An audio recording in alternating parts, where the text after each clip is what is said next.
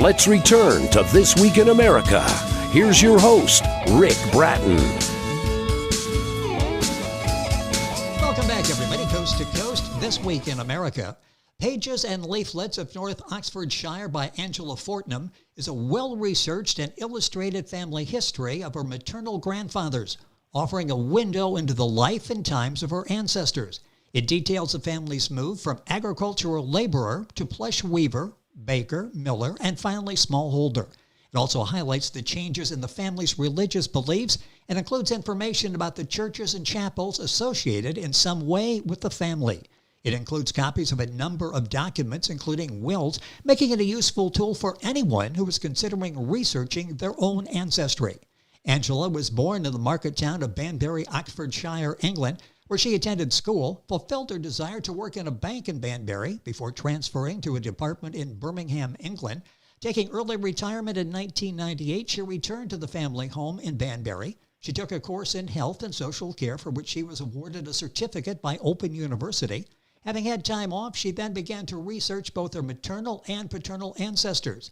After her mother's death, she decided to share a tribute to her by writing Pages and Leaflets of North Oxfordshire, My Lineage pre-1700 to 1959, A Family and Religious History.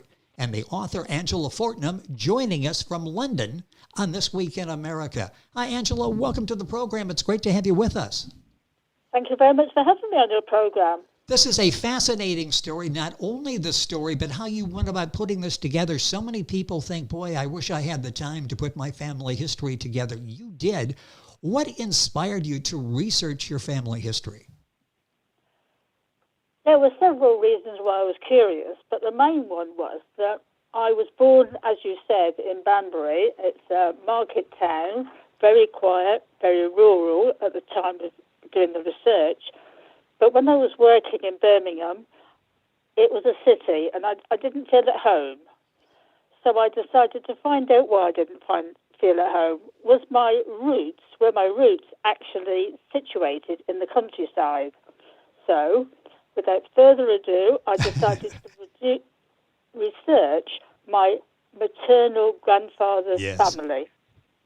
That's just amazing. Did you have any idea when you got started what this was going to involve? And I'll ask you about when you actually started the research. When did you start the research, and did you have any idea how long this was going to take to put this together? I had absolutely no idea how long it would take. I started in the mid-noughties, about 2005, 2006, as let's pick it up and look at it. And then suddenly I got hooked. And I can see how that can happen is suddenly you're finding out all of these things about your ancestors, probably many that you did not know, and I'm sure that encouraged you to continue. The book is Pages and Leaflets of North Oxfordshire. The author is Angela Fortnum. That's Fortnum. Book available at Amazon, all of the usual places. Angela's website is angelafortnum.com, and we'll give you all that information as we go throughout the program.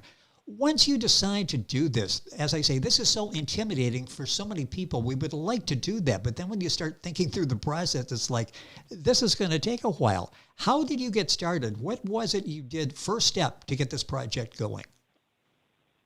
I collected all the information in one place that I knew existed. I knew my parents, of course. I knew my grandfather and his wife. And I had an idea about my great-grandfather from my mother. I collected together all the certificates, birth, marriage, death certificates that I'd got to hand, set them out in the order, look, this is grandfather, this is great-grandfather, etc., etc. And then, of course, there were huge gaps. Oh, yes. So it was a case of a trip to the local public library where, fortunately for me, they keep copies of the parish records. That is so nice to have that access available. Here in the United States, our program for years was based in Fort Wayne, Indiana, and at the library there, a wonderful, maybe one of the top several genealogical centers in the U.S. to get that information. When you started, where did the initial information come from? Let's sort of walk through the process. Again, for so many people, I want to do it. Where do I begin? Where did you start? Where did you get your initial information? My mother was the source of my original information. She obviously married my father, and she knew her parents, and she knew a little about her grandparents, my great-grandparents. So that was an excellent start. So I got some names to hand, put the information to the public library. They all lived in South Newington or surrounding villages. That's in North Oxfordshire. So it's a case of getting the parish registers for the appropriate parish and going through them and seeing if I can find their names. How long did it? Go ahead, finish that thought, because that's so important to the storytelling. It was quite easy to find them. They didn't move very far. And over the centuries, the only person that moved was my great-grandfather, who went to live with his son in the nearby village, and my grandfather, who was baptised in a different village. But apart from that, they all lived in South Newington. How did you go about documenting your findings? You get some information from relatives. You're going to sort of find out exactly if that's accurate information. Memory sometimes fails us. How do you go about documenting the findings? Well, initially, I didn't have a computer. I was a pen and ink person. So I wrote it all down. I did a manual family tree, but then it got complex and very complicated. So I thought then it was time to purchase a computer, buy a family tree package, and put all the information on there. With us on the program, coming to us from London, Angela Fortnum. That's Fortnum. The book is Pages and Leaflets of North Oxfordshire, My Lineage, pre-1700 through 1959, a family of and religious history. Talking about what went into putting this together, a tribute to her mother. You mentioned this before, and I think this is crucial. Who in your family provided you with information? Because maybe sometimes as we're going through this process, we would overlook people that would be a source of valuable information and save us a lot of research time. Who did you talk to in the family that gave you information? Well, unfortunately, because I left it so late before the search of the family, there was only my mother that could actually provide information back far enough. All her sisters had died, and her brother was no longer interested in it. He was a bit elderly, and it was just too much of a bother for him. When you got a lot of this information, I'm sure you were curious and maybe visited some places to get more information. Did you visit any places in this process, and where did you visit if you did? Yes, I have visited many of the church buildings and walked around the graveyards of the churches to see if I could actually find any gravestones. That would be a fascinating search to go through that.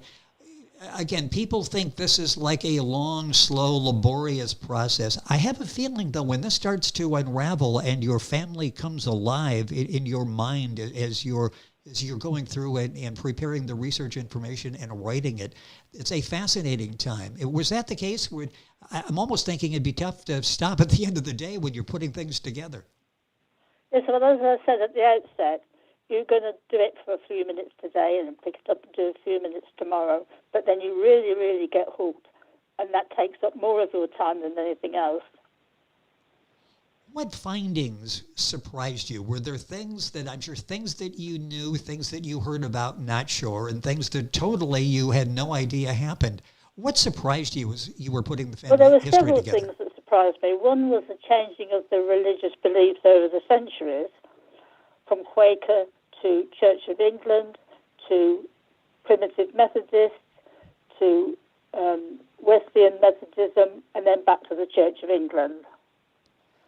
It was probably something that happened in other countries as well, but I didn't realise that it happened here in England. That is interesting, that transformation, and something you document very well in the book, Pages and Leaflets of North Oxfordshire, by our guest Angela Fortnum, coming to us from the United Kingdom. When you're putting all of this information together, let me ask you it this way. Did this start off as you're thinking, I'm going to write a book, or I'm just going to put this information together so I have it, share it with family members, and it's a tribute to my mother? At what point did you decide, I'm going to turn this into a book and get it published? Well, it sort of grew on me, I guess. I got all this information. I'm an only child.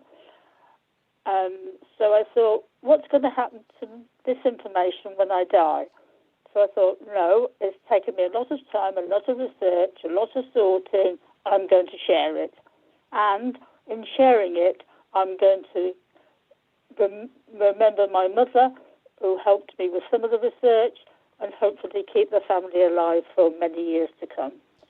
Talk about the process of documenting this information in book form. A little bit different than just having notes for you to go back to and refer and to talk about, discuss with other relatives. Putting it in book form, how challenging was that? Well, dare I say it was fairly easy. I'd got all the information. It was just a case of sorting it into a semblance of order that is acceptable to book form. We talked about when this process started. From the time the process started to you ended up with the book, you were ready to go to publisher. How long a period was this? Well, I actually contacted the publisher in 2017/18, so it took 13 years. What was this whole process like for you as you were going through these years when you're putting it together? What was it like for you? What impact did it have on you? Well, I think really I started to picture what life was like in the 1800s. I've obviously seen films, things like that, and documentaries, but it really brought my family to life. And they come alive in the book as you're describing these people, pages and leaflets of North Oxfordshire by our guest Angela Fortnum on the program today. As you're doing this is fascinating because we see this transformation, a shift from agricultural labor to life, self-employment, and all the stops along the way, the religious transformation that you talked about. Talk about that and how fascinating that was for you to.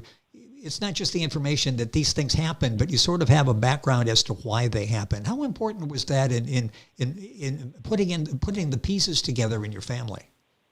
I think the religious beliefs were important because that was an extra dimension to the family, which other people that want to research their own ancestry can find perhaps something else that puts another dimension to the family. I found religion. They might find education or something in a similar vein. It's interesting you mentioned other people. I sense in talking with you the passion, the enthusiasm you had to find this out. And sort of one discovery led to another, and suddenly the family is coming alive in your mind, and certainly in the pages of your book, pages and leaflets of North Oxfordshire. Talk about other people. When you recommend others go through and put this together, I'm sure everybody has questions about background. You got the answers now. When you recommend others go through this? I do indeed, especially anybody that's got family in this country who emigrated to America or Canada. It's a useful exercise to find out how they lived when they were in this country. The pace was slower here, so my grandfathers only moved from agricultural labourer to a smallholder, whereas perhaps anybody that emigrated, the family might have improved their working lives, their family lives a lot quicker.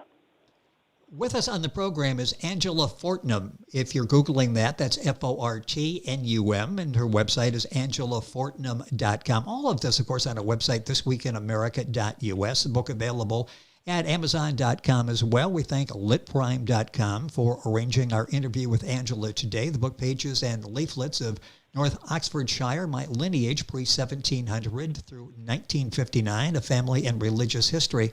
A couple minutes left in the program. What's this been like in sharing this with other family members? What impact did this have on them? You did the research, you're telling the story, and now, again, it's filling in the blanks in their lives as to what their ancestors went through. Yes, I didn't really discuss it in great detail with them, but I gave them each a copy of the book, which I think surprised them what information was available. You know, and that's so interesting, information available. Were there any points as you were writing this that you hit a roadblock, that you really wanted to follow a trail, but there wasn't a trail there to follow? Were there times when it was challenging to tell the story, or is it most of the information available now if you know where to look and how to assemble it? I'm afraid there was a brick wall, as we call it over here, and I've still got it, although I'm chipping away at the bricks, and I think they're beginning to fall. James Page, my 7 times great-grandfather, I found his parents through the death of his younger brother, but life being life, yes.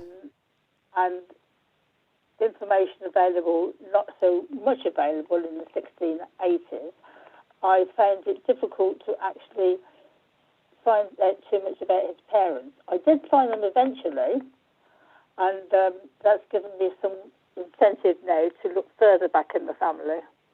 What is it? I've got a couple of minutes left here, but I'm fascinated by this. These are not just names that you've heard people talk about and you sort of wonder what it was like, life back then, and what these relatives were like. You, for the most part, know. You bring these characters alive, the pages of your book, as well as in your mind. What's it like?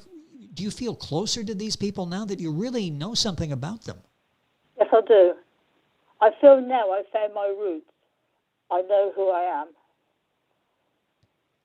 That's got to be so fascinating to go through that and be able to tell who you are, how you got here, how the family arrived where the family is today. A minute or so left in the program. You've done such an excellent job in research and writing this book, Pages and Leaflets of North Oxfordshire.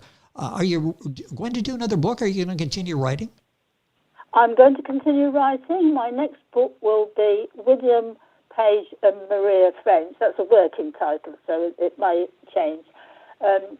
William is the son of Nathaniel Page, a relative of James Page. Nathaniel stayed in this country, I believe, but William and his family emigrated, or most of his family, should I say, emigrated to Canada. That sounds fascinating, and hopefully, now how are you coming on that? Will we see that anytime fairly soon? No, I doubt it. Oh, okay, well, no pressure. I was just asking, but we'll stay in touch. And it will be published in due course, and there will be a note on my website. That's fantastic. As and when. And all of the information is on Angela's website. It's Angela Fortnum. That's Fortnum, AngelaFortnum.com. The book, Pages and Leaflets of North Oxfordshire, My Lineage, pre-1700 through 1959, A Family and Religious History, available the usual places, Amazon, Barnes & Noble, all of the usual places as well. Angela, a pleasure having you on the program. Job well done with this book. This is an inspiration to so many to dig into their family's history and make these stories come alive. Thank you for being with us on the program. Thank you. May I just add a PS, if you like? I have a limited number of books available, and if anybody wants to purchase one through my website, I will be pleased to sign it for them. And that's very simple. It's AngelaFortnum.com, Fortnum. It's Fortnum. And if you go to our website, you'll be able to link on directly and get an autographed copy from Angela. Angela, a pleasure having you on the program. We will stay in touch and hopefully be able to do this again. The book is Pages and Leaflets in North Oxfordshire, My Lineage, pre-1700 through 1959, A Family and Religious History. Book, again, available wherever books are sold. I'll direct you to Angela's website, AngelaFortnum.com. Of course, information on our website, thisweekinamerica.us. And we're back after these messages. This Week in America is online. You can visit our website, thisweekinamerica.us. Scott Pinkerton, associate producer of This Week in America. Jay Anderson, segment producer. Ben Watson, webmaster. Otto Bechet, director of engineering and TV production. This Week in America produced and is a trademark of Blue Funk Broadcasting, LLC. For information on all of our guests and to listen to this week's show, our website again at thisweekinamerica.us. And I'm Sean Bratton, executive producer of This Week in America.